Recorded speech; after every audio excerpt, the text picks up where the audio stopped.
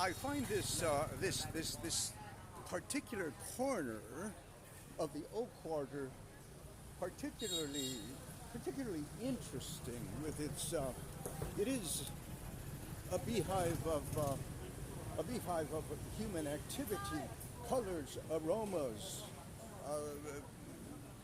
a fascination, and it's actually somewhat reminiscent to me of angles and corners that I have seen in Italy.